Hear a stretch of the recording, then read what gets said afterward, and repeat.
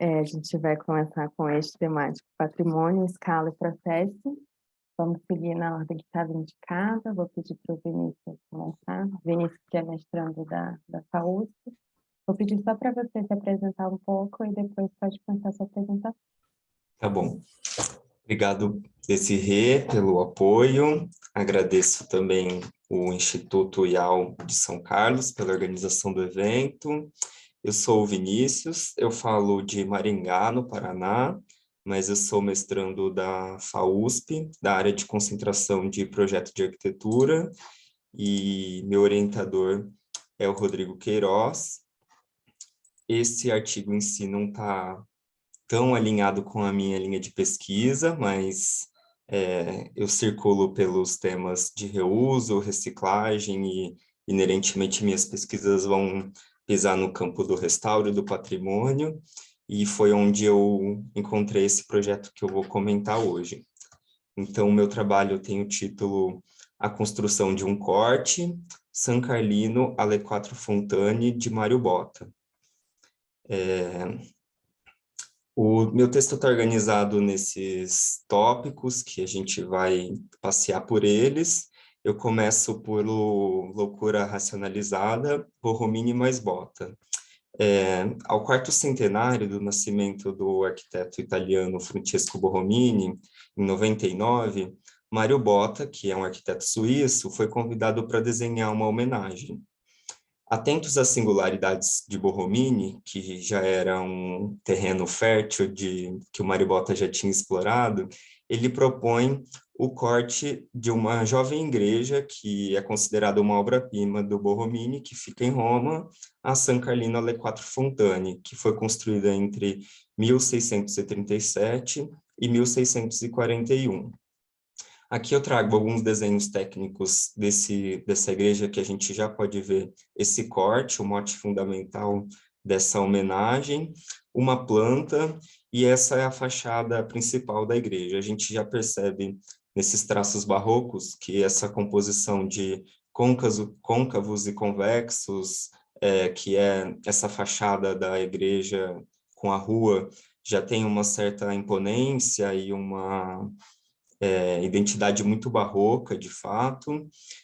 Interiormente, se trata de uma igreja toda branca, iluminada a partir de um lanternim oval superior, que vai construir, a partir dessa matéria pura branca, essas sombras e essas luzes, dessas formas que o Borromini aplica para essa construção dessa igreja.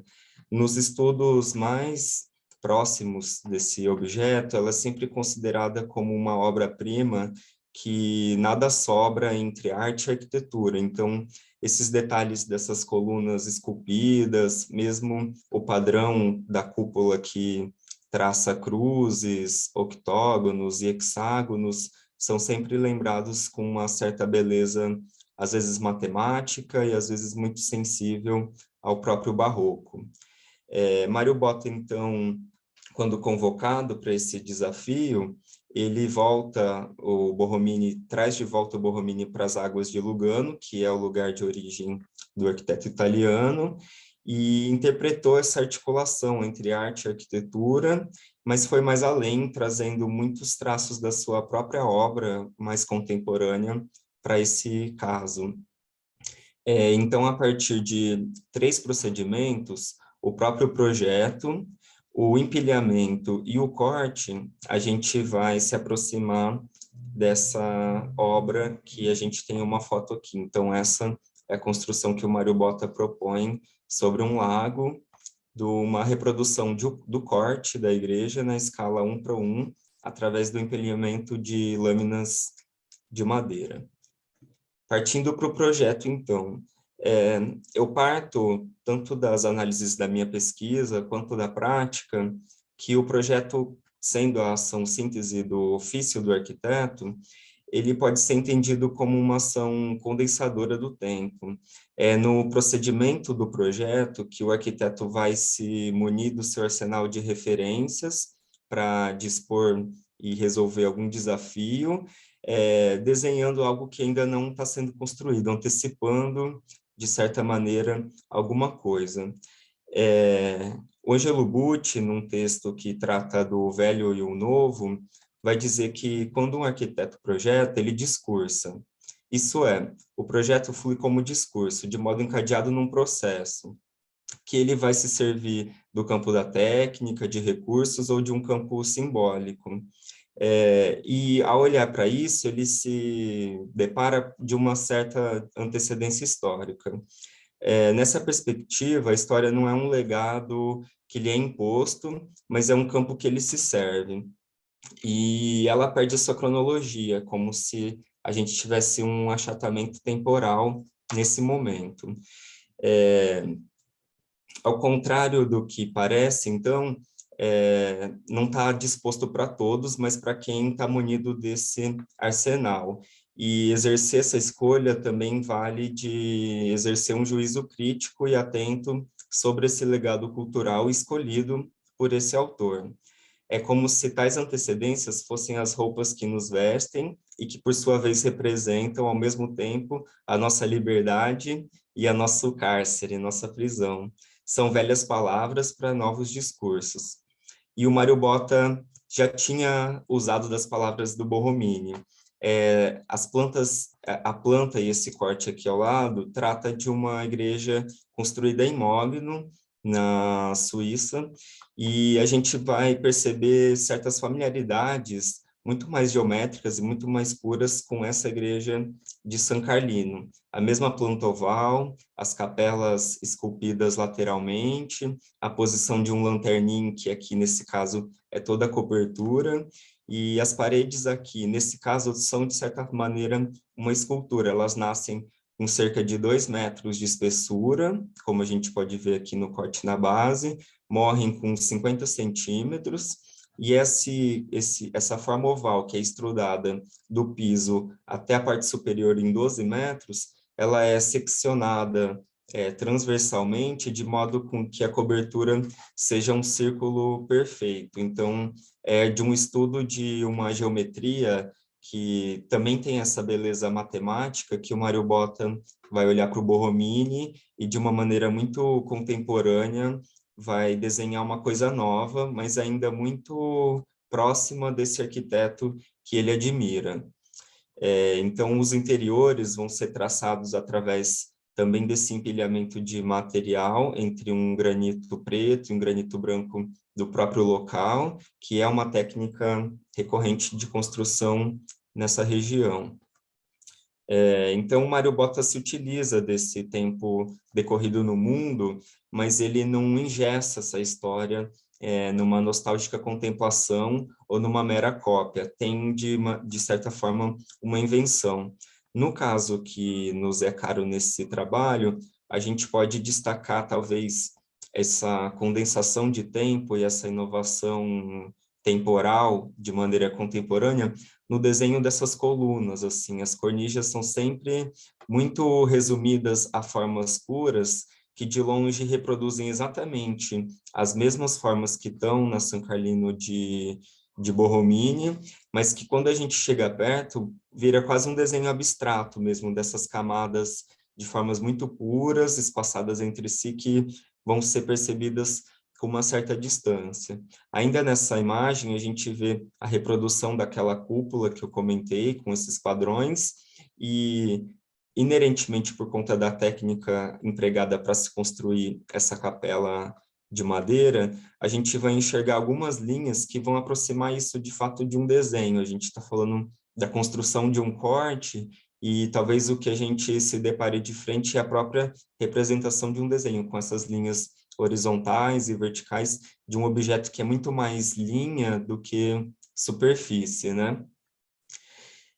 Partindo, então, para o empilhamento, que é uma ação recorrente na obra do Mário Botta, seja dessas camadas de tijolo ou de matéria, quando perguntado para ele sobre essa característica, ele diz que o seu trabalho está enraizado na história e colocar uma camada de matéria sobre a outra é uma ideia muito antiga, que ele absorveu, que estava ali antes dele e incorporou ao trabalho.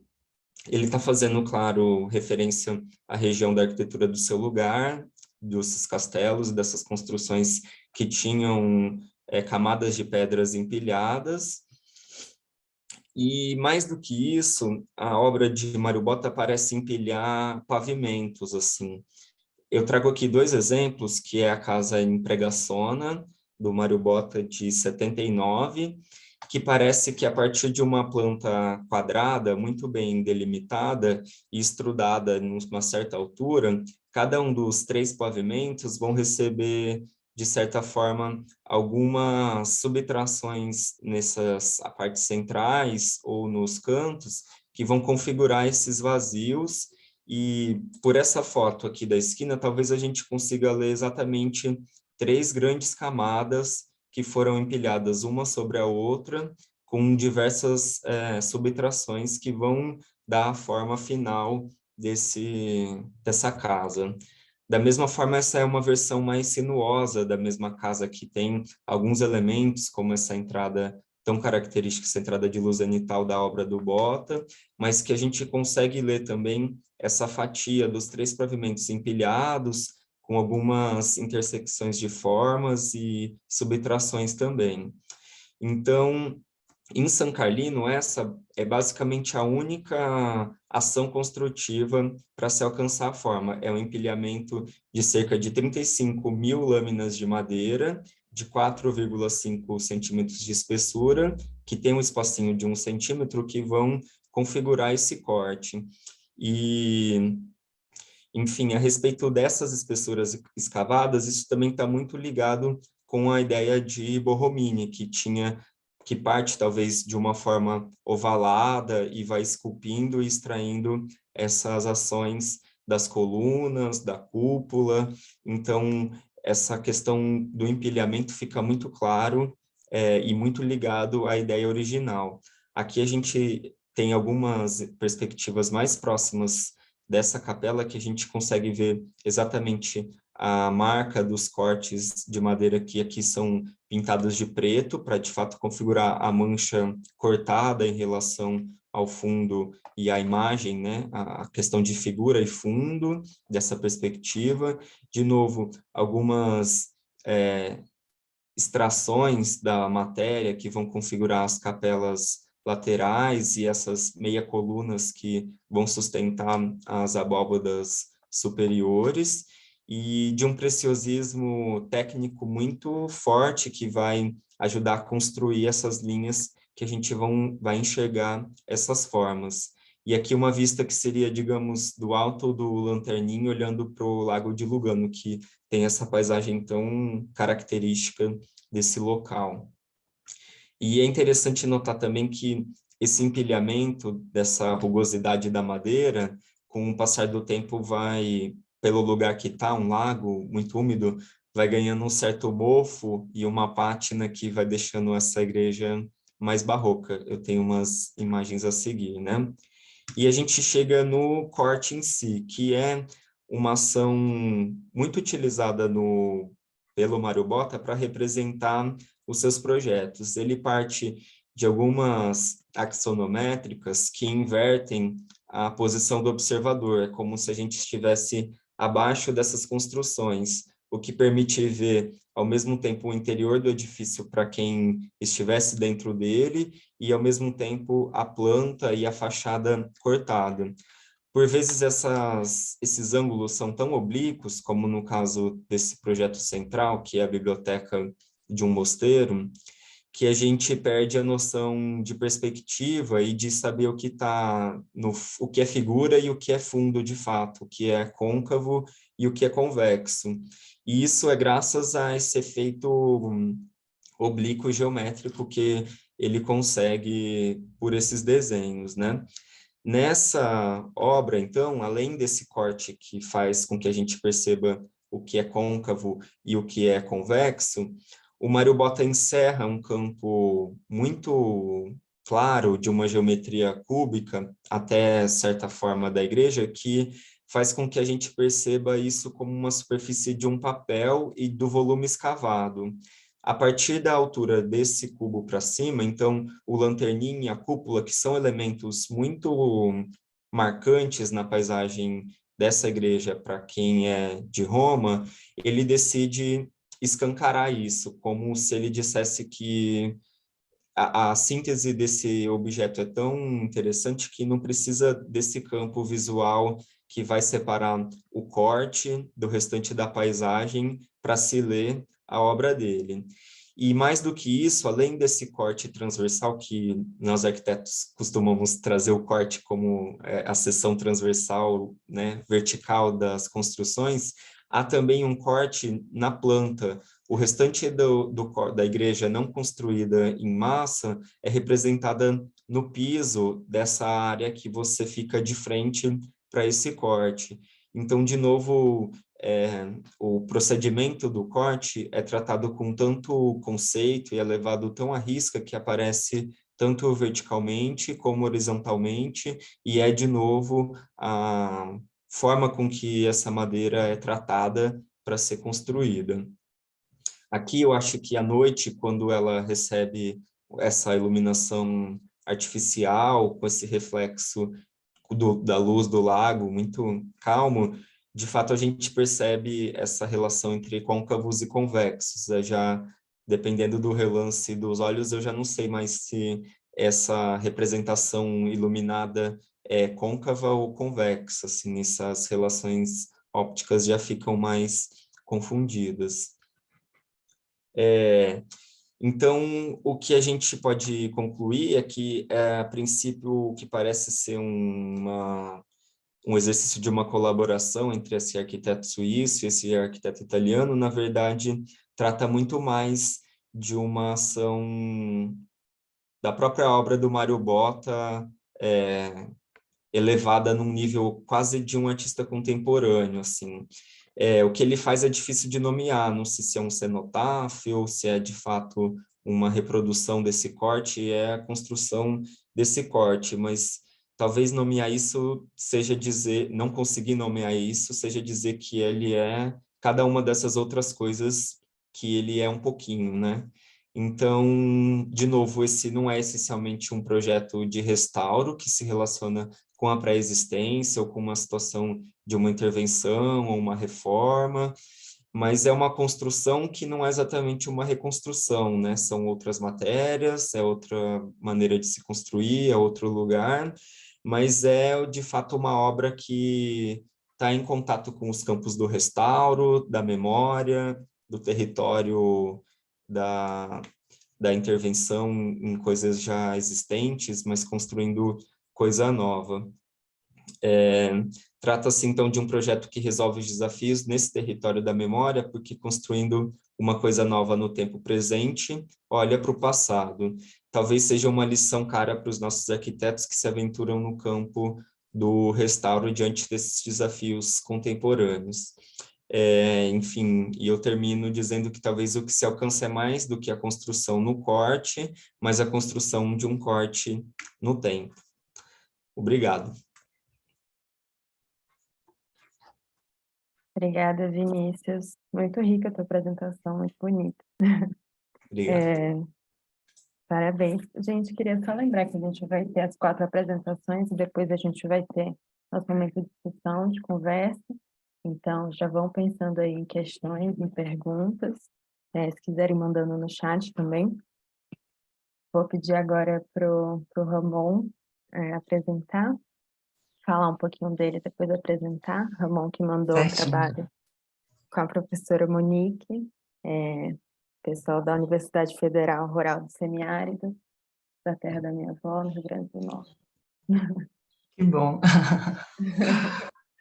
Então, obrigada, muito obrigada pela apresentação. Então, já bom dia, né? Agradecer ao evento pela oportunidade de estar vindo apresentar esse trabalho. E esse trabalho, ele faz parte de uma pesquisa da gente, junto com minha orientadora Monique Olímpio, que ela se intitula Um Olhar sobre a Preservação Arquitetônica no Rio Grande do Norte, através do grupo de pesquisa Alpendre. E eu sou aluno de graduação, né, da Universidade Federal Rural do Semiárido, a UFES na de Arquitetura e Urbanismo, e também essa pesquisa vai estar fazendo parte do meu trabalho de conclusão de curso, que vai se tratar de uma intervenção de restauro alusivo. Então, a nossa pesquisa, ela vai ser intitulada, né, entre a inércia e a repristinação, uma análise da preservação das ruínas da antiga igreja de São Miguel Arcanjo e do convento jesuíta na cidade de Extremóis, aqui no Rio Grande do Norte.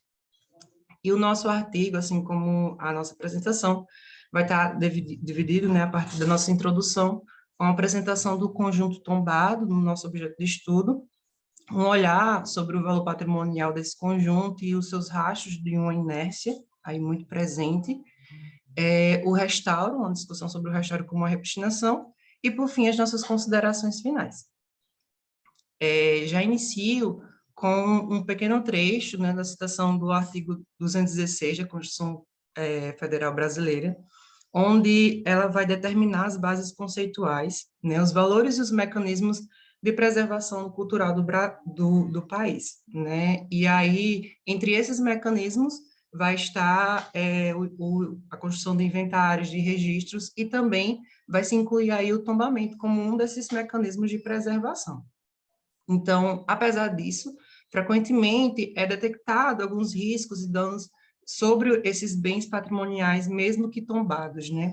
E aí, os bens culturais, muitas vezes, eles são subestimados, abandonados, muitas vezes, sob a ação do tempo, intempéries, mudanças climáticas ou incidentes. E aí, quando a gente volta o nosso olhar para o patrimônio arruinado, né, no caso das ruínas, parece que esse cenário de abandono, ele se intensifica.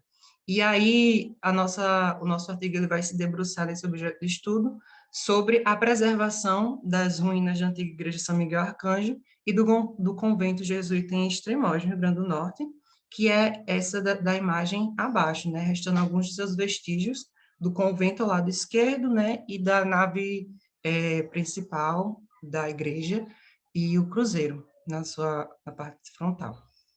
Então, que apesar de tombada a nível estadual, a partir do órgão de preservação estadual, há muito tempo esses vestígios se encontram em um cenário de negligência, de abandono, que nunca houve nenhuma intervenção para a consolidação ou preservação e salvaguarda desse bem.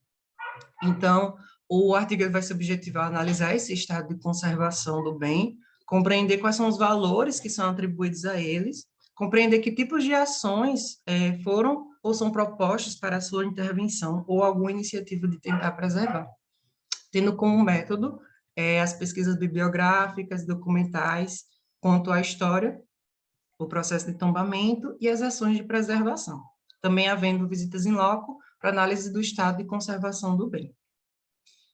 Então, a partir disso, quando a gente vai detectar sobre o conjunto tombado, ele está alicerçado, né? Ele foi alicerçado, na verdade, a partir das margens da Lagoa Tijuru, que hoje atualmente se chama Lagoa dos Extremóis, nas terras da repartição da Cismaria, número 102, que essas terras foram doadas aos jesuítas para a expansão da fé católica, né, no início da colonização.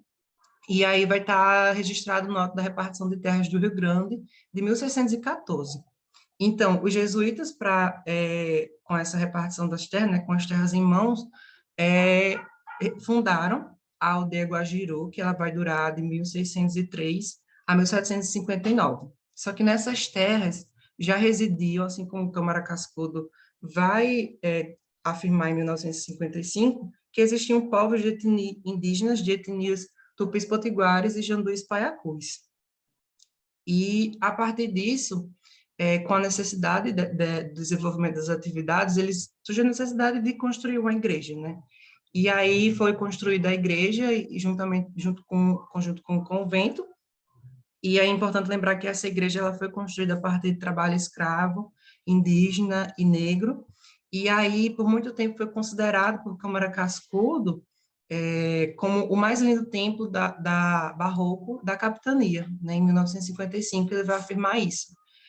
E com o passar do tempo, durante o desenvolvimento de sua obra, né, sua conclusão ela vai estar datada de 7 de junho de 1755, conforme vai estar explícito no próprio cruzeiro do bem, né, que ainda resiste aí as marcas do tempo, e Extremóis, no caso, ainda a aldeia do Guajiru, depois da expulsão dos jesuítas em 1760, vai passar a se tornar vila, sendo a primeira vila, primeira vila do Rio Grande do Norte. E a partir disso que Extremóis se tornou vila e com a expulsão dos jesuítas da cidade, as pessoas tinham essa motivação, essa crença de que os jesuítas teriam deixado tesouros na igreja, nas paredes da igreja, e aí se iniciou o processo de destruição e de arruinamento da própria igreja, desse bem, com essa crença de existência de algum tesouro nela. E somente em 1990 que ela vai ser tombada a partir da Fundação José Augusto, né, que é o órgão estadual de preservação. Então, quando a gente volta a partir da detecção da história, né, do bem, a gente vai voltar a olhar para a questão do valor patrimonial do conjunto e os rastros dessa inércia, né, esse cenário de abandono que foi acumulado sobre muito tempo. A gente vai explicitar alguns exemplos de como está sendo essa conservação, né, do que aconteceu durante esse tempo todo. E aí, a partir disso, é detectado no local a existência de construções que estão acomodadas nas paredes dos vestígios, tidos como vestígios arqueológicos, né, dos paredões, como na foto superior, que vai mostrar construções acomodadas nas paredes da fachada do convento. E, além disso, vai ter a presença de um muro que vai estar localizado a menos de 2 metros de distância dos paredões, e ainda esse muro, que é de um lote vizinho, vai ter o acesso através das ruínas. Então, por muito tempo, além do muro estar alocado nessa região, por muito tempo esse local vai ser utilizado também como estacionamento de carros para acesso desse lote. Então, além disso, a maior problemática também do muro estar nesse local é que ele está exatamente onde seria a região do altar-mor da igreja, e que, além disso, em seu terreno estaria alocado, que acredita-se possivelmente, né, que seria, além do altar-mor, a sacristia da igreja, e que possivelmente, né, já que diante da estrutura, deve ter muitos vestígios soterrados aí, já que se trata de uma área arqueológica e que deveria estar sendo preservada. E 27 anos depois da primeira denúncia oficial desse muro, ele ainda continua no mesmo lugar, passou por diversos processos, mas nada nenhum obteve sucesso. E aí, apesar desse cenário de negligência, de não haver nenhuma intervenção para a sua preservação, as pessoas, sim, é importante frisar que as pessoas reconhecem o valor histórico desse bem, mas não só o histórico, como paisagístico e cultural, havendo diversos eventos nesse local. Também a visitação é constante, todo dia tem muita visitação de pessoas lá, e além disso, de instalações fixas que vão fomentar essa questão do valor de uso do local, né, do reconhecimento do valor de uso, que é o caso da Casa do Grude, que é essa casa de taipa aqui no canto inferior direito, que vai estar como se fosse um café que faz o grude, que é um produto típico da própria cidade, que é feito de goma de mandioca. Então, tudo isso, apesar desse cenário, a população sim reconhece e faz uso desse bem, desse espaço.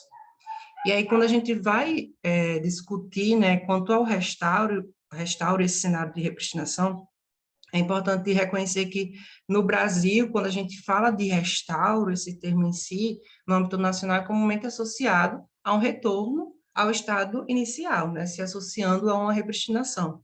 Isso também acaba estando muito ligado à ideia da própria população da cidade de querer reviver esse bem como era antes, e de ter a vontade de reconstruir esse bem, apesar de muito disso, seu processo de arruinamento ser de muitos anos.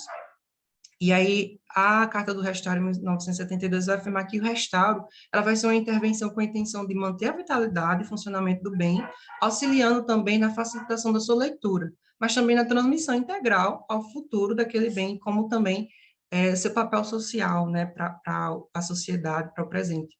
E aí, quando a gente se debruça, né, na linha mais voltada para as ruínas, que vai entrar no quesito do restauro arqueológico, é importante perceber que Costa vai afirmar em 2021 que ocorre que muitas vezes esses objetos, eles não são capazes de sozinhos comunicar sua existência, sua preexistência e seu significado ao espectador, seja pela ausência de integridade de suas partes, pela sua singularidade ou complexidade formal, podendo haver aí algum tipo de intervenção que poderia comunicar essa preexistência. Então, na cidade, foram elaboradas 2 propostas, tendo 2 vertentes a partir de órgãos representativos da população, tanto da prefeitura como da própria paróquia da cidade, e aí elas estão pautadas em uma ideia fetichista do turismo, sem rigor técnico, e a primeira proposta é que essas das 2 imagens superior são de uma reprodução em miniatura da própria igreja, da própria igreja, e aí ela vai reproduzir a fachada e vai incluir outros elementos ditos artísticos para essa ambiência histórica, conforme o arquiteto vai dizer. E, além disso, já está sendo construído, junto com esse projeto, uma casa de taipa, entre aspas, que também ela vai estar elaborada a partir de recursos ditos cenográficos, né, com materiais falsos, onde ela é denominada casa de taipa, mas ela é feita de alvenaria e utiliza a taipa do tipo pau a pique apenas como revestimento. Então, principalmente sobre a reprodução da igreja em miniatura, já que a intenção era ter reprodução, por que não sustentar esse valor documental? E a proposta ela não vai se configurar como uma ação repuxinatória, e é construída em torno de uma mentira, já que também nem para reproduzir o tamanho real da igreja. A segunda proposta, já do viés da visão da paróquia da cidade, ela vai ser uma reconstrução em totalidade da igreja primitiva, que ainda está somente em projeto, que vai estar pautada em refazer, reconstruir e repristinar, né? Tendo essa ideia aí em mente.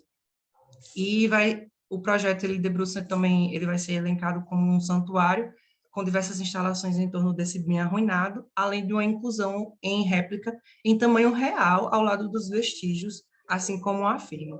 Porém, essa intervenção anula totalmente o valor documental desse bem, dos vestígios que ainda existem, e além do histórico, né, em favor apenas do valor artístico.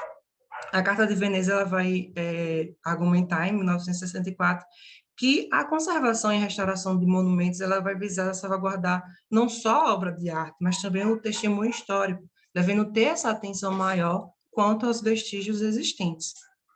E aí, concluindo a nossa pesquisa, a gente vai chegar aí nessas 2 questões principais que vão surgir, apautados nesse desejo da população de uma necessidade revelativa, né, de uma ação revelativa desse bem, que a primeira seria quais seriam as documentações precisas e irrefutáveis que poderiam resguardar essa repristinação, já que o desejo de reconstruir vai ser pautado em quê? Visto que não existe até hoje nenhuma documentação, nenhuma planta que poderia resguardar essa ação, havendo apenas algumas fotografias que não seria suficiente para esse tipo de intervenção.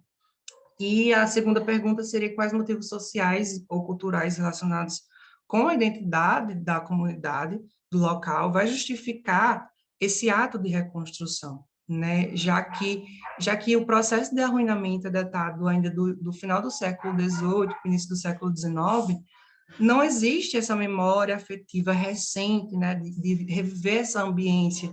Então, qual seria a necessidade de reconstrução, já que esse desejo de reviver essa igreja, né, como era antes? Então, aí a gente deve haver uma discussão sobre as formas de intervir em áreas arqueológicas, além de que o restauro arqueológico, a gente deve ter em mente que ela se trata de uma ação muito refinada e muito minuciosa, pois qualquer intervenção ela vai ter um caráter modificador, visto que é um vestígio material que já é mutilado há muito tempo, já sofre muitas intempéries em diversos aspectos, e aí devendo a gente ter essa discussão sobre como comunicar essa descoberta, já que existe essa necessidade revelativa da população. E aí podendo, assim, incluir elementos alusivos, tradutores dos fragmentos arqueológicos, também poderia utilizar a realidade virtual, inserção de maquetes físicas, elementos museográficos e muitas outras formas de intervir que não necessariamente seria a de reconstrução e de repristinação, visto toda essa discussão, né, da real necessidade de realizar esse tipo de intervenção. Então, aqui nós concluímos nossa nossa apresentação a partir de nossas referências. E obrigado. Obrigada, Ramon. Parabéns pelo trabalho, muito massa. Queria chamar agora a professora Melissa Oliveira e a Vitória, da Universidade de Vila Velha. Queria pedir para vocês se apresentarem um pouquinho rapidinho e já podem apresentar o trabalho.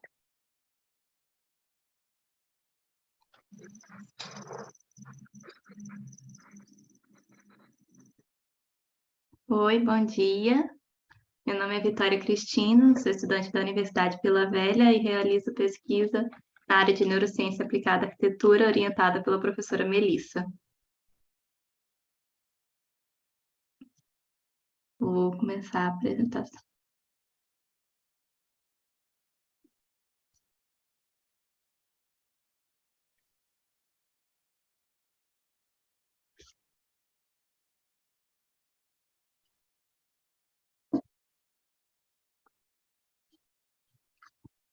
Estão conseguindo visualizar? Sim. Vitória, consegue. Ok. Bom, hoje vou apresentar para vocês uma parte da minha pesquisa chamada Percepção Afetiva da Catedral de Vitória, Espírito Santo, Memórias e Emoções Evocadas do Espaço Sagrado Religioso, que desenvolvi juntamente com a professora. Quando nós imaginamos um templo religioso, costumamos imaginar um lugar repleto de cânticos, orações, um lugar espiritual. Porém, o impacto das igrejas vai muito além disso. Elas podem impactar um nível cognitivo do ser humano. A arquitetura, ela desperta diversas funções sensitivas e motoras nas pessoas e nisso interfere sua relação com o ambiente. Nesse sentido, imagens mentais são registradas e memórias são formadas a partir do que estamos coletando com os sentidos. E assim como a memória pode ser formada, ela também pode ser evocada. Nesse sentido, a arquitetura religiosa se destaca através dos seus elementos para a formação de novas memórias e formação também de emoções. O objetivo deste trabalho foi, primeiramente, analisar as respostas emocionais despertadas nos usuários e identificar as principais memórias evocadas no espaço sagrado da Catedral de Vitória. Vale ressaltar que esse lugar foi escolhido devido à sua importância histórica e arquitetônica para a cidade de Vitória e para o estado do Espírito Santo. E como objetivo específico é identificar as principais transformações sofridas neste espaço ao longo do tempo e seu impacto na percepção das pessoas.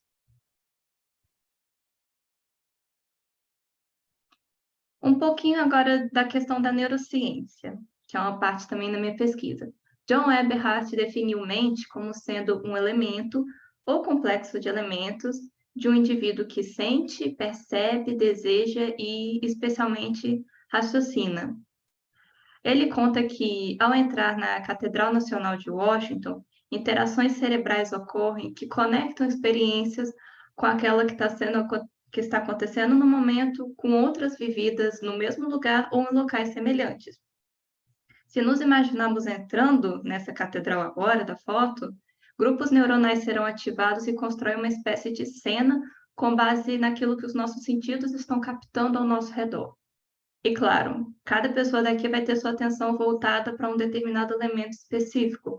Pode ser os vitrais, o altar, os sons, a textura das paredes, enfim. Isso acontece por causa de um sistema criado no cérebro ao longo da vida do indivíduo, chamado sistema de valores, que são conjuntos de elementos que ele considerou serem guardados ao longo da vida.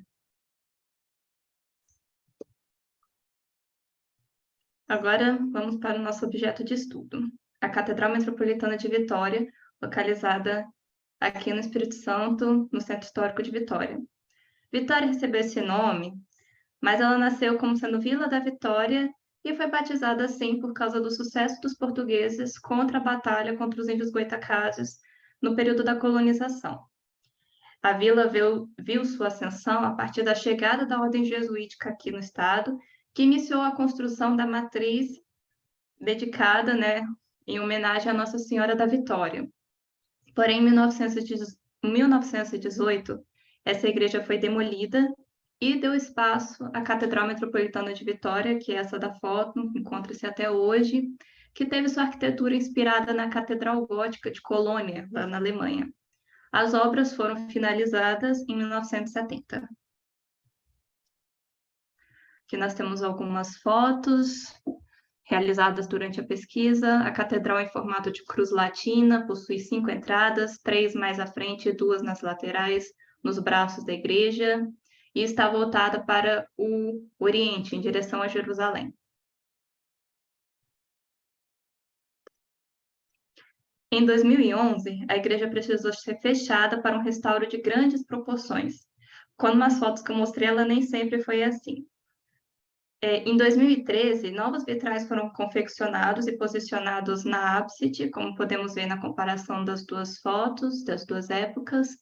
E em 2014, através de um processo de prospecção de cores, resgatou-se os tons originais do edifício.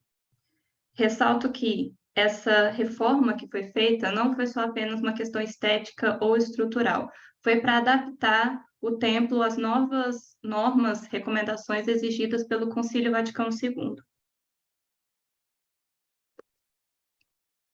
Para a metodologia deste trabalho, primeiramente, realizou-se uma pesquisa bibliográfica e documental a respeito da própria igreja, da sua história, as plantas baixas, e também a respeito da questão da neurociência, que é também uma parte dos estudos que realizamos aqui na universidade, no grupo de pesquisa. Logo depois veio a pesquisa de campo, com levantamento fotográfico da catedral e algumas medições arquitetônicas. E para a parte com o público, porque nós estamos estudando a percepção afetiva das pessoas, nós fizemos em 2 etapas. Primeiro, um questionário, que foi realizado pela plataforma Google Forms e distribuído de forma aleatória pela internet, abarcando o máximo de público possuía algum tipo de relação com a igreja. E também entrevistas com 4 pessoas que possuem uma relação afetiva maior com aquele espaço e que pudessem nos fornecer algumas informações através de suas memórias, sua percepção, enfim. Caracterizando o público do questionário, foram 74 voluntários que responderam o questionário, bastante gente. A maioria conheceu a catedral durante a infância ou a fase adulta, e também a maioria, em sua maioria mulheres, e vale ressaltar que a maior parte do público frequenta a catedral por relação com a própria fé, para frequentar missas, celebrações, enfim. Sobre o público das entrevistas, foram 4 voluntários entrevistados em torno de 20 minutos, de forma presencial e através de ligação. Foi uma leiga, um segurança da catedral, a ex-secretária da igreja e uma ministra da Eucaristia e membro do Conselho Clerical. Através dessas diferentes percepções, nós conseguimos montar uma relação tanto quantitativa com a questão do questionário, quanto qualitativa através dessas entrevistas.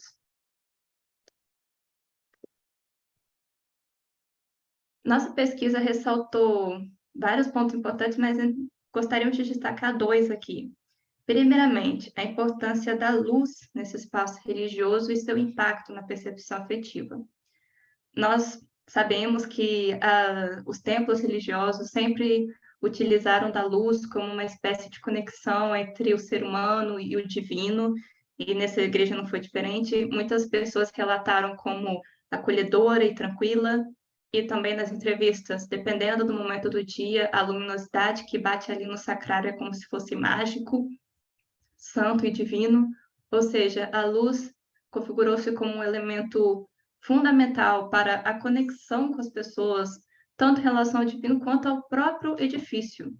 Aumentaram a questão da percepção e da criação de emoções que, posteriormente, criam novas memórias dentro desse espaço. Em segundo, temos a questão do simbolismo dos vitrais e a simplificação desses espaços. Pois bem, esses vitrais novos que foram posicionados, que eu mencionei, eles não foram recebidos tão bem por uma parte do público frequentador da igreja. Por quê? Porque eles não são tão detalhados quanto os outros vitrais mais antigos. Houve respostas como: esses vitrais não contam uma história como os vitrais de todo da catedral. Para mim, ele é apenas um mosaico azul. Mas teve gente que também se afeiçoou a eles. Na minha infância, ela era mais escura, é como se tivesse mais viva, ressaltando a questão da importância da luz que eu mencionei. Então, veja bem, com a simplificação dos espaços sagrados, maior parte por causa da racionalização de materiais na arquitetura, houve uma retirada de simbolismos dentro dos templos religiosos, especificamente aqui, a catedral. E isso não só influencia negativamente na relação com as pessoas em relação à sua fé, mas também na conexão afetiva que elas estabelecem com esse edifício, na formação de novas memórias. Concluindo este trabalho, por causa da racionalização de materiais, a arquitetura tende a economizar nos detalhes, e os edifícios religiosos, eles ultrapassam a esfera apenas da fé. Eles são ambientes que as pessoas criam lembranças, conexões afetivas entre o divino e entre as pessoas, e estabelecem fortes emoções. A comunidade religiosa se conecta através de simbologias, rituais e a beleza do espaço. Essas simbologias é muito mais além do que a própria história da igreja, mas sim uma espécie de ponte com a conexão entre elas e o edifício. E a simplificação e racionalização desses materiais não interfere apenas na iconografia, mas na formação dessas conexões. Agradeço a oportunidade.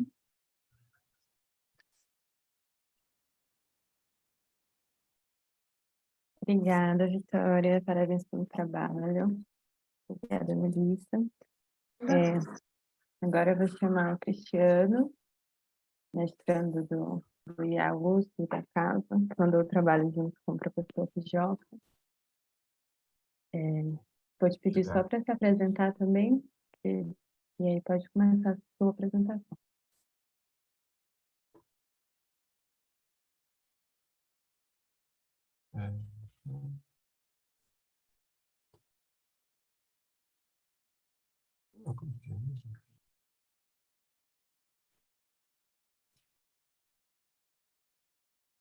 Ali no visualizar onde você estava, dá para colocar a tela cheia. Ah, tá. Bom dia a todos, eu sou Cristiano Giansante e junto com o professor Paulo Fujioka, meu orientador, fizemos uma pesquisa chamada O Mosteiro de São Bento e o Centro Velho de São Paulo, retrato de um período de transformação a partir das festas religiosas e arquitetura sacra na transição do século XIX ao XX. Nós mudamos o nome porque foi um requisito que os pareceristas colocaram e foi correto, foi uma boa colocação. O objetivo da pesquisa é uma análise histórica da cidade de São Paulo, do século XIX e ao começo do século XX, com enfoque nas festas religiosas e como elas foram se decorrendo com as décadas, usando o Mosteiro de São Bento como um exemplo, assim, de algo muito maior. E como esse novo edifício do mosteiro, né, da década de 10, 20, e já projetado em estilo neogótico, ele acabou servindo como um exemplo de uma transformação arquitetônica, urbana, social. Você tem várias transformações nesse período. A metodologia era uma revisão bibliográfica. Nós quisemos usar autores consagrados, Taunay, Carlos Lemos, Pateta, e também usamos muita pesquisa recente, agora do século XXI, teses e dissertações que analisavam com profundidade as festas religiosas em São Paulo.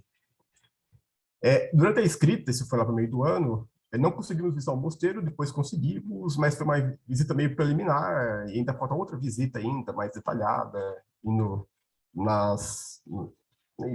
visitando o mosteiro em sua completude. É uma pesquisa assim, em andamento, ainda tem algo que ainda pode acrescentar. Agora, falar um pouco sobre o histórico do mosteiro. Ele começou em 1598 com um ermitão, o Frei Mauro Teixeira. Ele veio de Santos, veio para São Paulo, construiu uma pequena capela, uma casinha, né? Capelinha, e foi se desenvolvendo com as décadas. Em 1635, ela foi levada ao mosteiro, com a invocação da Nossa Senhora de Montserrat, e houve alteração em 1720 para Nossa Senhora da Assunção, a qual permanece até hoje. Em 1641 teve um caso muito enigmático, né? Caso muito da história brasileira, né, que é a aclamação do Manuel Bueno, o fim da União Ibérica. Em 1650, o Fernão Dias Pais, o bandeirante, ele fez grandes doações para o mosteiro em troca de uma sepultura perpétua. Ela se permanece até hoje, o novo projeto. No século XIX, você teve vários, no século XVI ao XIX, você teve vários projetos, né? Você tem uns 2, 3, foram aumentando aos poucos, né? Feito em taipa, muito simples. Porém, no século XIX, havia uma situação muito precária, havia poucos monges. Em 1900 veio o Dom Miguel Cruz, que veio com a proposta também de criar o colégio e a faculdade. E em 1910 e 14, o Dom Miguel ele convida o professor Richard Berndel, da Universidade de Munique, para fazer um novo projeto em estilo neogótico. Agora, falando um pouco das festas religiosas na cidade de São Paulo, as festas é uma prática coletiva, né, segundo a Caponeiro, a qual os valores comunitários são vivenciados com reencenação e esses regem os marcos cronológicos da vida cotidiana, reafirmando a identidade e cultura local. E as procissões, ela é uma demonstração de unidade dos cristãos. Cada igreja tem um santo, né, tem uma paróquia, e cada tem as suas próprias festas, as celebrações, há muita convergência, né, uma visita a outra, e essas procissões, festas, acabam tendo essa união entre as paróquias, né, uma acaba prestigiando a outra, e no caso dessa pesquisa, nós vamos analisar o Triângulo Histórico de São Paulo, que é esse daqui. Essa é uma imagem muito bacana porque mostra como foi a formação da cidade de São Paulo. Ela teve 3 igrejas que conseguiram pegar os marcos, né? A Igreja do Carmo, de São Bento e de São Francisco. E as festas religiosas eram importantes como uma celebração da vida paulistana. Isso pensar que na época, século XVII, XVI, era uma cidade colonial, provinciana, não tinha opções culturais, então toda a vida social se voltava para a igreja. E essas festas eram muito importantes porque era um lugar para se ver e ser visto. Você tinha os benfeitores que apareciam, os políticos, havia todo um percurso, tem umas pesquisas muito boas que mostram esses percursos, indicam os caminhos, né? Mas você tem alguns pontos nodais interessantes, que é o Pátio do Colégio, a Sé, a Praça da Sé e o Largo de São Bento. E a rua direita aqui, ela é indicada assim como um lugar assim muito um ponto, uma via de transição, sabe? O pessoal vai de uma igreja para outra, celebrando os santos. E nesse sentido, as igrejas tinham um grande destaque. Era um lugar de ponto de encontro.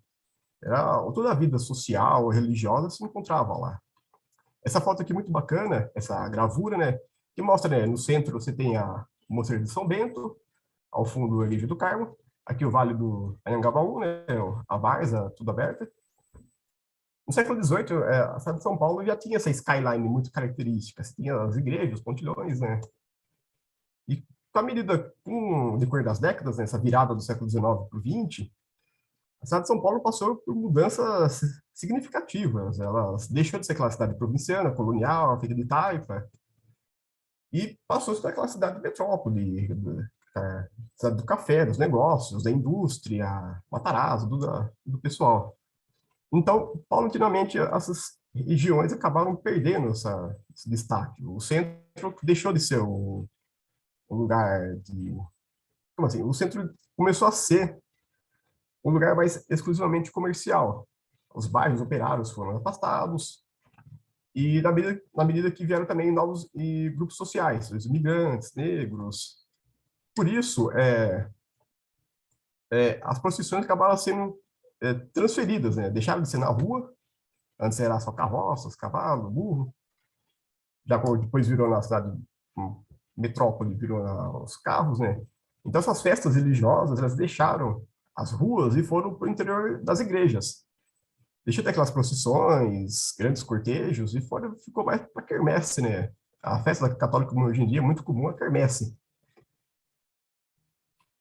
Então, você teve essa nova cidade e novos espaços. Então, existe uma relação entre a laicização do espaço público com os eventos religiosos, de uma maneira lenta e gradual, com essa nova concepção do espaço urbano e crescimento populacional vertiginoso. Isso fez com que as ruas deixassem de ter aquela aquela abertas das procissões. Então, as festas elas também não são acolhidas por todos os setores sociais, acaba ficando algo mais reservado aos católicos, que hoje não eram mais o grupo majoritário. Paralelamente a essas transformações sociais, políticas, econômicas, urbanas, você teve também o surgimento, no século XIX, XX, de novas técnicas construtivas, o advento do concreto, aço, ferro. Então, essas igrejas de taipa de pilão, elas acabaram sendo progressivamente substituídas por outras igrejas maiores e em notável escala, mais suntuosas, monumentais. Nesse sentido, veio o Dom Miguel Cruz, né, o abade do mosteiro, ele que é de origem alemã, ele estudou nos Estados Unidos, depois veio para o Brasil em 1900 para se tornar abade. E ele já vem com o intuito mesmo de transformar a realidade do mosteiro. O mosteiro, na época, já tinha poucos noviços, acho que tinha quase nenhum na época. E ele convida o professor Richard Berdel, da Universidade de Munique, para fazer um novo projeto. O professor Berdel, ele era muito ligado à secessão vienense, região do sul da Alemanha, né? Viena, Áustria, Bavária. E o primeiro projeto é um estilo muito parecido com aquele do Otto Wagner, da Secession. E o abade, ele não gostou, ele não quis. Ele deixou claro que ele queria um estilo neogótico. Isso com a ideia, com a ideia mesmo de mostrar a nova proposta da igreja. Antes de falar da igreja em si, vou comentar um pouco sobre o movimento neogótico. Né? O neogótico surgiu pelos teóricos, né? John Ruskin, Viollet-le-Duc, Pugin, com a ideia de transformar, né? De trazer aquela arte manual da Idade Média, a valorização do catolicismo. Também uma crítica àquela maquinização da Revolução Industrial. Mas com o decorrer das décadas, dos séculos, o neogótico acabou virando mais um estilo estético mesmo. A própria elite pedia para construir casarões. E o neogótico acabou virando muito um estilo ligado aos hospitais, às igrejas. Em São Paulo você tem o Hospital da Santa Casa, projetado por Pucci, em estilo neogótico. Você tem a Catedral da Sé, do Maximilian Helm, e o próprio Mosteiro do Bernal. Então, nesse sentido também, no final do século XIX e XX, o Brasil passou por essas transformações urbanas e sociais, e com as classes burguesas, né, que iam para Paris, iam para a Europa e traziam essas ideias e esses projetos. Contratavam arquitetos estrangeiros e projetavam, né, no Brasil. Nisso, eu quero fazer a relação entre a cidade e o mosteiro. Né? A nova construção, especialmente das torres, elas evidenciavam um processo de verticalização da cidade, e seria a tônica da nova metrópole. Você tem, antes, a cidade foi crescendo, né? A cidade de taipa foi se perdendo, enquanto você tinha a cidade de concreto. Então acredito que o Dom Miguel ele tinha essa sensibilidade, essas transformações, e quis trazer para o mosteiro, para a ordem beneditina.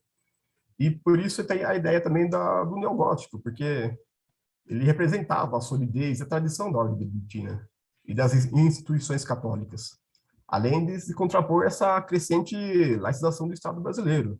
O Império era muito ligado à Igreja Católica, na República virou laico. Então, o mosteiro reflete bem essa mudança da cidade. O mosteiro acaba mudando junto com ela, não teve escapatória. Por fim, um projeto, assim, voltando à história do mosteiro, teve o projeto de 10 a 14, depois a gente convidou o Dom Alberto Krisnich, que fez a pintura e a decoração, e 22 a igreja foi consagrada e levada à condição de basílica. Por isso, é interessante você pegar essas três igrejas, Carmo, São Francisco e São Bento, e como essas fizeram parte desse embrião histórico, né, do triângulo histórico, e como elas influenciaram na malha urbana. E então é interessante ver como o mosteiro acabou sendo representado. Você lembra daquela primeira imagem que eu mostrei anterior? Essa aqui, né? Você tem a igreja no central, o córrego do Anhangabaú, e hoje ela se fagocitou, né? O córrego foi tudo bem canalizado, e o mosteiro acabou ficando bem no cantinho aqui na foto, acabou se perdendo no meio dessa selva de pedra. E acaba da forma interessante essa analogia, né? Essa analogia entre o fim da cidade de Taipa, cujas igrejas tinham um grande marco, né, os pontos de encontro da sociedade, e progressivamente elas foram perdendo isso. E mesmo com a nova construção, né, para tentar elevar ela, né, ser um novo marco arquitetônico, ela caindo paulatinamente foi também perdendo, foi diminuindo. Por isso, então, o mosteiro pode, junto com outras igrejas neogóticas, né, como a Catedral da Sé, uma resposta da Igreja Católica a esse movimento de laicização da República. Então, eu tenho essas considerações parciais, né? À medida que essa se expande e traz consigo uma mágoa de facetas sociais e econômicas, a Igreja Católica se reinventa a partir dos seus edifícios. Compreender esse processo de transformação que se estabeleceu na virada do século XIX ao XX é compreender, de certa forma, as grandes alterações econômicas, sociais, políticas e demográficas, a qual resultaram também no desenho urbano para atender às novas demandas. Por isso mesmo, o mosteiro acaba como uma alegoria, né, de um processo muito mais amplo e complexo da urbanização metropolitana e verticalização do São Paulo industrial, da São Paulo metrópole industrial do século XIX, do século XX. Por fim, deixar claro que é uma consideração parcial, né, a pesquisa ainda está em andamento, então ainda precisa fazer umas maiores articulações entre as transformações arquitetônicas, sociais e as festas religiosas e procissões. Tem aqui a bibliografia, a iconografia, e é isso. Agradeço. Obrigada, Cristiano, parabéns pelo trabalho. Parcial, mas já muito rico. Bom, gente, está aberto agora para perguntas, questões. Se quiser levantar um ponto, está aberto o microfone.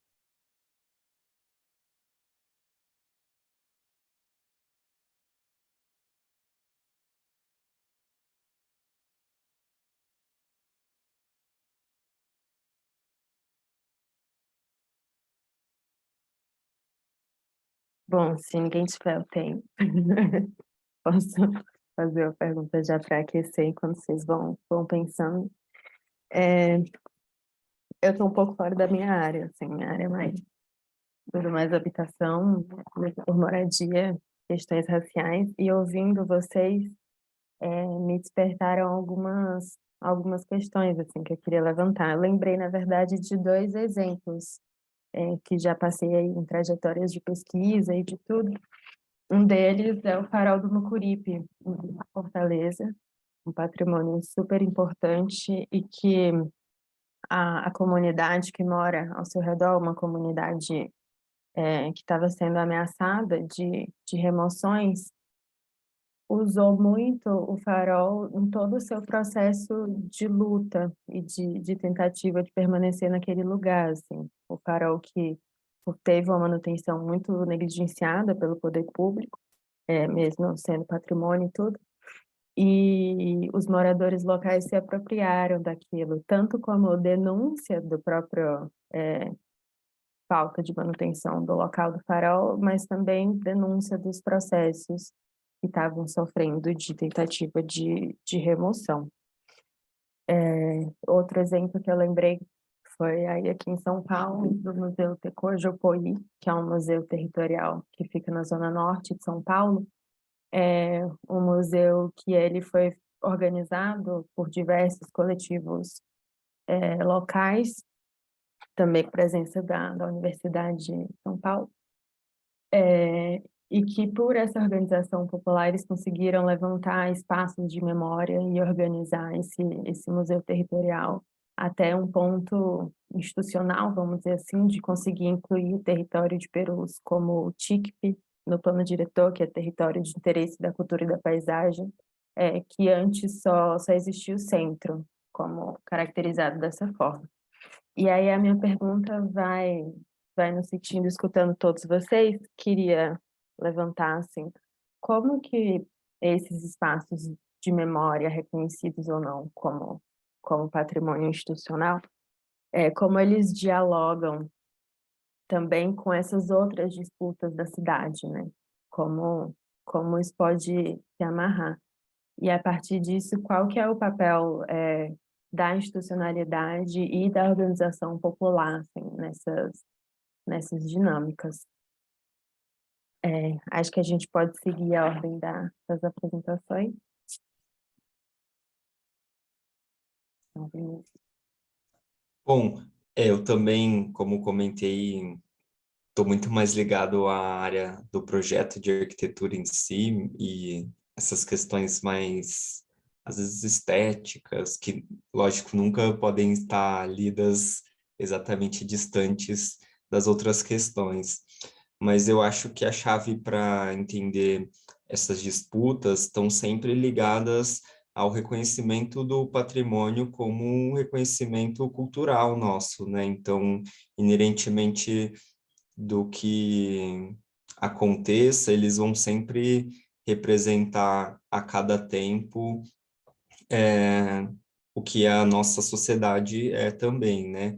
Inclusive tem um texto que eu li, enfim, do Bernard Lepetit, que fala que se pode existir uma hermenêutica nessa constituição da memória urbana, que ele vai considerar que esses passados e esses signos vão ser interpretados de acordo com a nossa memória coletiva presente, né? Então, esses significados vão tendo mutações de acordo com as suas interpretações, sempre relacionados com a nossa sociedade presente, né? A gente sempre vai olhar para o passado com uma lente presente, e esses significados vão sendo alterados. Eu acho que o mundo caminha para essas revisões, para essas, como eu posso dizer, correções, né, mesmo, enfim, e eu acho que olhar para esses signos com essas lentes atuais é um caminho imprescindível que a gente tem que estar sempre atento para não cometer os mesmos erros, né, enfim, eu acho que isso é a minha contribuição, assim, não sei se eu divaguei muito ou não, mas acho que mesmo fora, assim, acho que é o que eu tento entender e mesmo levar para a vida agora, assim, não só dentro da pesquisa e nem só no campo acadêmico, enfim, eu acho que são questões precisas para todo mundo rever e olhar o mundo atualmente. Estamos aqui para devagar, Vinícius, para pensar juntos. Tá bom. Então, eu acho que essa questão do diálogo social, não só com essa questão projetual, é muito, muito importante no quesito de que o patrimônio em si, o bem, ele deve estar totalmente conectado com o seu entorno, né? Então, uma vez que ele foi alicerçado naquele local, ele não deve estar desconectado desse momento, dessa questão social, uma vez que ele também tem a sua função social, né? E aí, como que também é muito importante esse diálogo da população em si, como tendo aquele bem, um bem tombado ou não, né? Não só o que eu apresentei, mas muitos outros, como que elas vão estar tendo aquilo dali, né, de forma se sentindo representadas, né, por meio daquele bem, daquela história, e toda a questão, todo o conteúdo histórico que vai abarcar nesses bens, né? E aí também é importante que nesses processos em meio aos vários mecanismos e formas de preservação, a inclusão social, para que a gente possa também ter esse diálogo de se realmente está sendo preservado, se não só a questão material está sendo preservada, mas também a imaterial, os aspectos materiais, eles são muito presentes, importantes para a gente também estar incluindo nesse meio, né? E havendo esse questionamento, essa participação popular, que deve ser muito necessário durante todo esse processo. Mas também que esse aspecto social ele não seja, de certa forma, atropelado, digamos assim, a partir de um interesse econômico, né, um interesse capitalista acima disso, e que é o que a gente acaba vendo em muitas das intervenções, né, que acaba que por um interesse do turismo, por um interesse econômico, né, de conseguir ter essa arrecadação, de certa forma, muitos municípios trabalham dessa forma, acaba que se esquece totalmente dos aspectos que são inerentes ao próprio bem, de que é aquela materialidade que ela deve ser protagonista, né, e ela tem que estar sendo vivida. Então, como que a gente pode colocar, a partir do momento que a gente faz uma intervenção, seja ela se for numa ruína, num patrimônio que ele ainda está consolidado, que não está arruinado, mas como que ele possa ser protagonista, que ele também faça contar essa história, né? Ele mesmo revele a sua importância, revele seus aspectos. E aí, a partir desse patrimônio arruinado, é muito interessante quanto a sua dificuldade de revelar essas questões, né? Por ser, muitas vezes, você não consegue ter uma leitura em si daquele patrimônio, e a partir disso as pessoas acabam menosprezando é só um resto de parede, é só uma coisa que, enfim, já está acabada, já está derrubada, pode derrubar o resto. Mas que não é exatamente assim, né? Existe todo um significado cultural para uma população, para o entorno que vai se identificar com aquilo, e não só pode ser uma influência local, mas também uma influência que vai sobressair esses limites dos municípios, mas uma importância estadual, enfim, até nacional. Então, é importante ter muito essa questão de diálogo para que converse com essas outras dinâmicas, essas formas de agir e pensar. É isso. Obrigada, amor. Vitória, Melissa? Eu vou responder. Boa tarde, bom dia. Sobre a questão da Catedral de Vitória, eu acho que assim, desde o início da fundação da própria igreja, né? Acho que assim, a história da própria igreja ela está muito intrínseca à própria história do centro de Vitória. Por exemplo, quando a gente pega a própria formação do centro, né, que ocorreu, e a origem da cidade de Vitória, que vem de uma invasão aqui da praia de Vila Velha, se desloca para o centro, depois a escolha da igreja na parte mais alta, né, o centro de Vitória é dividido em cidade alta e cidade baixa. Então, a própria localização, a escolha do sítio da igreja, da implantação, eu acho que isso já mostra uma relação com o contexto muito forte. E a própria igreja, né, por estar situada no centro da cidade, eu acho que todos os processos de transformação do centro, e o centro de Vitória não é diferente do centro de qualquer cidade, ele passou por processos de degradação, tem passado por processos de revalorização, e quando a gente trabalha, nós trabalhamos aqui na pesquisa, a evocação das memórias, acho que fica muito claro a questão da evocação da memória do lugar, e o lugar ele traz a materialidade da igreja em si, como desse todo o entorno. É que aqui a gente acabou fazendo o recorte, né, no artigo, das questões mais materiais voltadas à arquitetura da igreja. Mas essa questão que você colocou, eu acho que elas não se separam, né? Elas são intrínsecas em si. E isso fica muito claro quando a gente trabalha também esse processo de evocação, no caso que a gente usou por meio dos questionários, o quanto essas histórias elas trazem também as próprias relações das memórias individuais, das histórias das pessoas, e muitas vezes essas histórias que as pessoas vivenciaram, elas são intrínsecas ao próprio interior da igreja, como ao exterior, e aí se mistura com a própria história do centro, essas relações. E aí a gente entra na questão da memória coletiva. Então, eu acho que essa questão da memória, ela tem trazido muito para a gente isso, a gente não consegue desvincular, né, a memória individual da memória coletiva, e o quanto elas estão, sim, muito intrínsecas, no caso nosso ali da catedral, ela é muito intrínseca a uma relação do centro, e o centro é um espaço de conflito, de resistência, né, constante, assim, e isso se faz presente, sim, na memória, né, quando a gente trabalhou esse resgate, essa evocação aí com a população.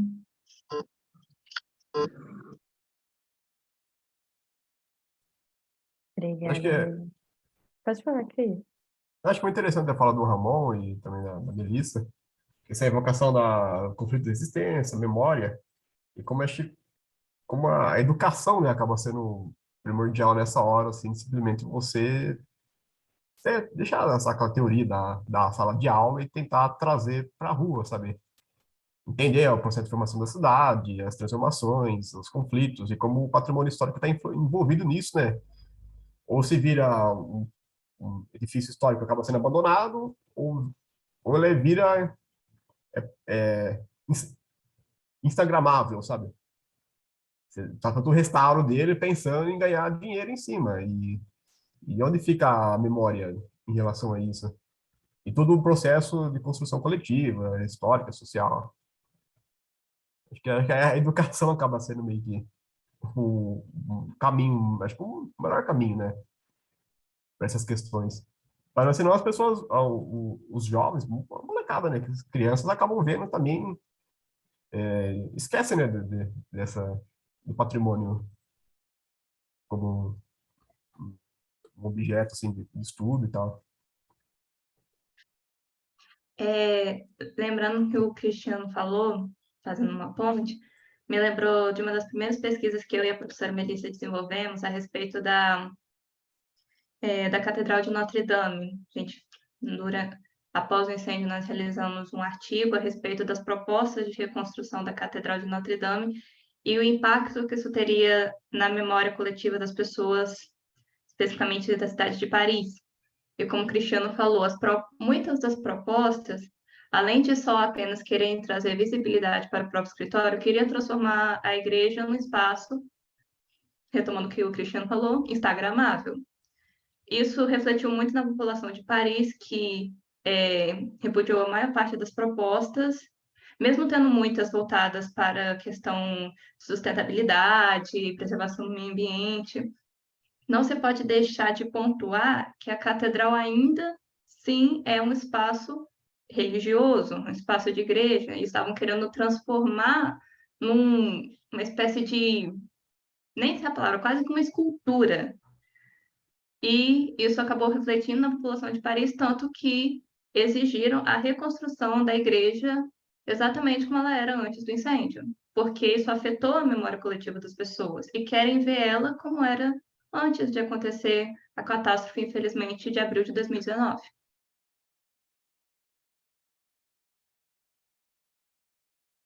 Tá aberto o microfone, gente. Se tiver perguntas, questões.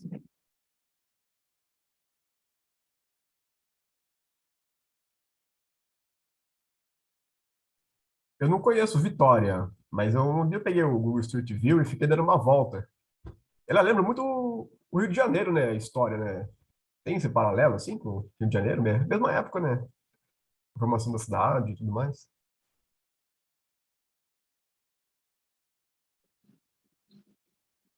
Então, Vitória, ela é um dos primeiros povoados também aqui da colonização no Brasil, né? Começou com a cidade de Vila Velha, com o núcleo da Prainha, depois por questões de invasões, né, e questões de segurança do território, o núcleo muda, porque assim, não sei se você conhece aqui, Vitória e Vila Velha está separada por um canal, e aí saiu da entrada do canal, onde está aqui Vila Velha, onde eu e Vitória estamos, e aí depois você vai para Vitória, que é do outro lado do canal, foi mais adentro, e aí escolheram uma parte mais alta, até por uma questão estratégica de defesa.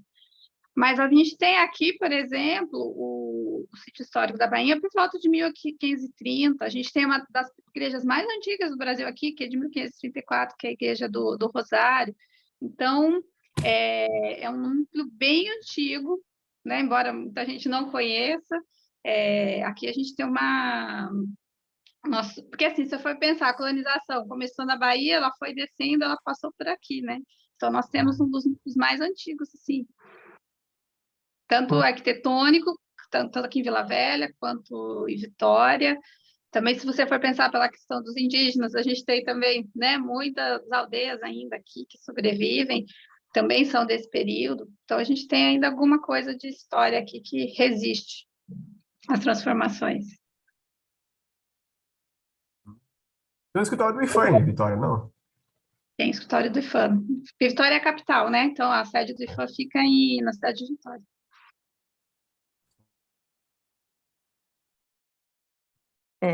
Vou pensar alto aqui com vocês, ouvindo essa história do Instagramável, né?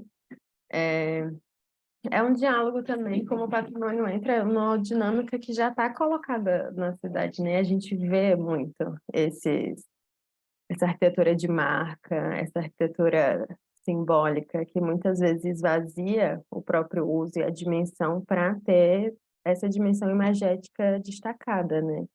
Então, você tem uma arquitetura diferente, muito reconhecível, que vai marcar, muitas vezes, de arquitetos renomados, que vai marcar aquela cidade quase como marca, né?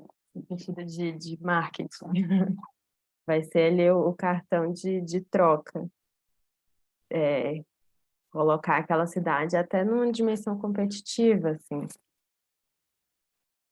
Engraçado, você pode fazer um comentário, uma curiosidade? O mosteiro, né? Você tem tem a ordem beneditina, né?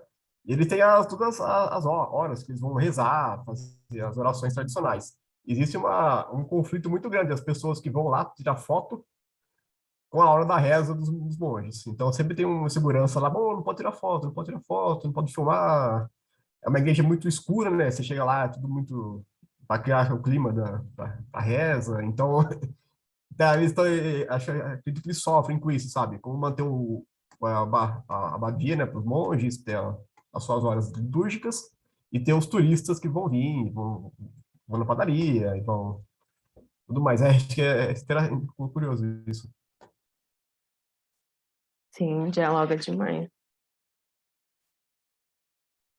Eu acho que também muito dessas discussões vai estar ligado a como a população vai aprender esse bem, mas também como que pode ser fomentada uma certa educação patrimonial, né? Porque você passa a ver como que, tipo, aqui em Extremóis, por exemplo, é uma cidade que tá passando pelo IBGE agora também, e aí nesse novo censo está estimado para 90 mil habitantes. E a gente está fazendo também a renovação, a revisão do plano diretor. Hoje eu trabalho na prefeitura, na secretaria de obras de aqui, e a gente percebe como é essa percepção saindo do meio acadêmico, né, indo para esse campo prático de como realmente as pessoas apreendem esse significado cultural, histórico, e é triste ver a realidade também da questão de como as pessoas elas consideram esses aspectos históricos como que também é muito pobre de conteúdo, né? E até essa questão do espaço instagramável, desses tipos de intervenções que poderia ter essa ação revelativa, alusiva, né? Uma coisa que poderia fomentar essa antiga forma, está muito ligado também quando a gente vai para a discussão no âmbito italiano, né? Das posturas italianas, de como está havendo essa discussão e como também tem contribuído para uma discussão mais internacional,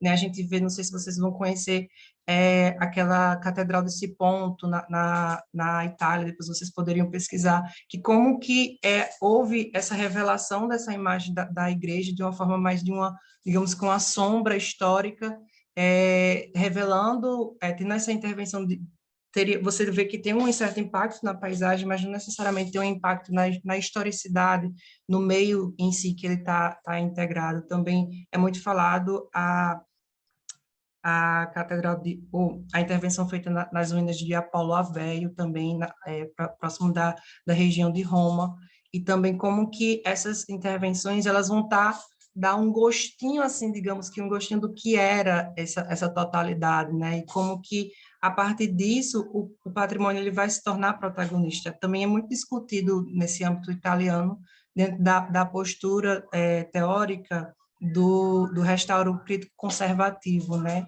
Do restauro crítico conservativo criativo.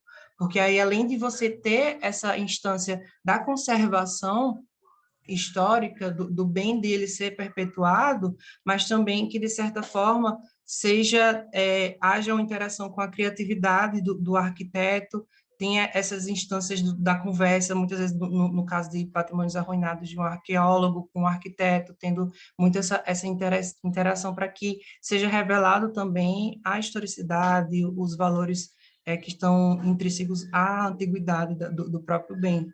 Né? Então, como que essas intervenções elas estão se reverberando a partir dessa postura que está sendo muito bem defendida, né, por muitos teóricos, muitos práticos também, arquitetos, e como também ela poderia se integrar a essa realidade brasileira, né, já que existe atualmente, principalmente na nossa contemporaneidade, existe essa ideia de espaços instagramáveis, tudo é para o TikTok, é para o Instagram, é para coisas de internet, então como que ok, você quer algo instagramável para você postar na internet, mas você também vai aprender sobre história, vai trazer um pouquinho sobre essas questões que são mais importantes do que apenas um espaço instagramável.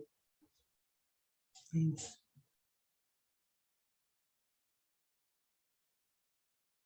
E a gente falou, a gente não, né? Vocês. A educação surgiu aí em vários momentos, assim, como uma questão importante. Como vocês entendem que a universidade entra nesse processo também, assim?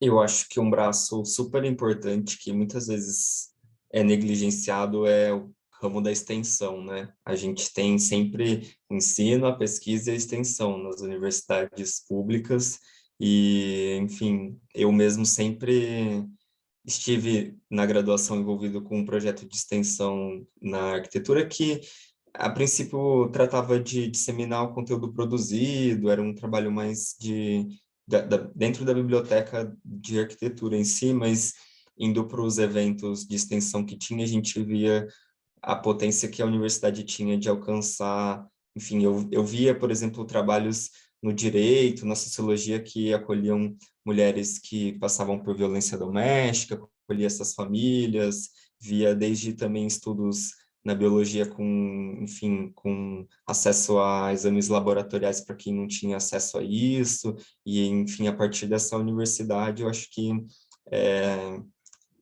eu via de fato real alcance até a chamada comunidade externa, que, enfim, é a sociedade, e a gente até chegou a ensaiar algumas cartilhas patrimoniais para serem produzidas a partir do nosso projeto de extensão daqui, mas eu falo de uma cidade que tem só 70 anos, então essas construções patrimoniais ainda são muito frágeis, eu acho, assim, é um território completamente novo, de gente nova, que, enfim, eu falo que talvez o nosso patrimônio aqui são construções de 30, 40, 50 anos no máximo, assim, né? São muito distantes, talvez, desse debate conceituado do patrimônio, das cartilhas, mas que, de fato, já precisa ser guardado, né? De certa forma, essa medida ainda é muito difícil de ser dada, mas eu acho que a universidade pode agir nessa educação patrimonial a partir da extensão. É lógico que a pesquisa divulga, produz muito conhecimento, mas acho que ainda fica restrito aos nossos eventos aqui, que a gente está hoje com 16 participantes na sala agora, e, enfim, a gente talvez está pregando para convertido aqui dentro, né? Mas para sair lá fora, precisamos ampliar o debate mesmo. E até mesmo na linguagem, chegar nas crianças, nos adolescentes, cartilhas, enfim, talvez encenações, participação nesses próprios exemplos, enfim, acho que é um possível caminho. Poderia ser interessante a própria universidade, os grupos de extensão, usar o Instagram como forma de educação, porque aí você vai chegar nos jovens, né? O TikTok também. Eu que não uso o TikTok, mas acho que o pessoal mais novo usa, né? Complementando, acho que um pouquinho que o Vinícius falou, eu concordo hoje, né? Eu acho que a universidade hoje ela trabalha a partir de um tripé, educação, pesquisa e extensão. E a extensão ela tem ela ganhou muito campo ultimamente, eu acho que nas universidades e nos próprios sistemas de avaliação. E eu vou falar, assim, eu morei em São Paulo muitos anos, estou aqui há pouco tempo, em Vitória, mas, por exemplo, eu me lembro que várias vezes eu participei na cidade de São Paulo da Jornada do Patrimônio, né, organizado pela Prefeitura de São Paulo, que eu acho que é um evento assim importantíssimo quando a gente fala da questão da educação patrimonial, da socialização, né, dessa questão da comunidade poder acessar os bens, fazer os roteiros, assistir palestras, muitos imóveis, às vezes privados ou até públicos, que a gente não pode visitar no dia a dia, ao longo da jornada, ela era aberta. E eu lembro que a universidade que eu trabalhava em São Paulo, a gente participava todo ano oferecendo roteiros, visitas. E aí eu lembro uma vez que eu fiz um roteiro pelos galpões da Moca abandonado, eu tinha apareceram 75 inscritos num sábado com uma chuva que caía, e eu falava assim, gente, por que tem 70 pessoas embaixo de chuva para fazer esse roteiro? E nós saímos, né? Claro, passamos uma tarde inteira na Moca caminhando.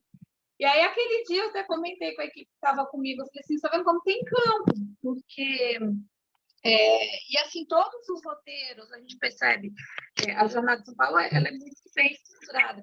Você percebe como que as visitas, as palestras, assim, sempre muito procuradas pela comunidade em geral. Então, eu acho que, não sei, a Jornada do Patrimônio é um evento organizado pela Prefeitura, mas as universidades têm muito campo também para trabalhar, para levar comunidade. O Vinícius estava falando dos projetos. A gente teve projeto de extensão, que a gente parou aqui agora com a pandemia, quem sabe a gente retome. A gente estava trabalhando com educação com crianças, indo para escolas municipais e estaduais, trabalhando com oficinas de jogos, oficinas interativas, com ações educativas, dentro das escolas, que a gente entendeu o quê? Por exemplo, que você começa a trabalhar a questão da cultura, da educação com as crianças lá na escola, onde elas estão sendo formadas. Então, eu acho que, sim, qualquer tipo de ação, você falou do Instagram, a gente tem a questão montar cartilhas, mas muitas vezes montar projetos para as escolas mesmo, né? Trabalhar essa discussão junto com as crianças. Outra coisa que a gente também percebeu dentro desse trabalho, às vezes a carência de trabalhar a própria capacitação dos professores para trabalhar essa temática em sala de aula com as crianças.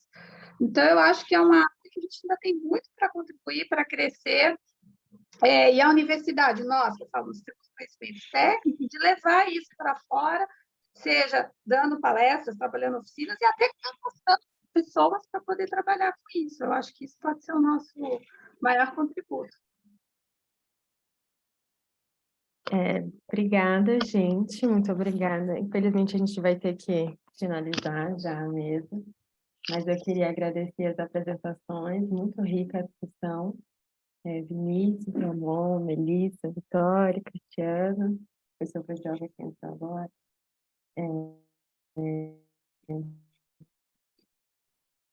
E é isso, eu convido todo mundo a participar das nossas próximas mesas. Temos agora também ainda no tema do patrimônio, mas temos diversas outras também, sessões temáticas e sessões livres.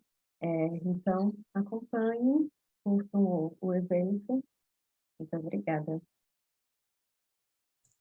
Obrigado, Desirê. Obrigado, pessoal. Bom dia. Valeu, gente. Bom Obrigado dia. a todos. Obrigado. Obrigada a todos, Obrigada. gente. Bom dia. Gente, obrigada. Tchau.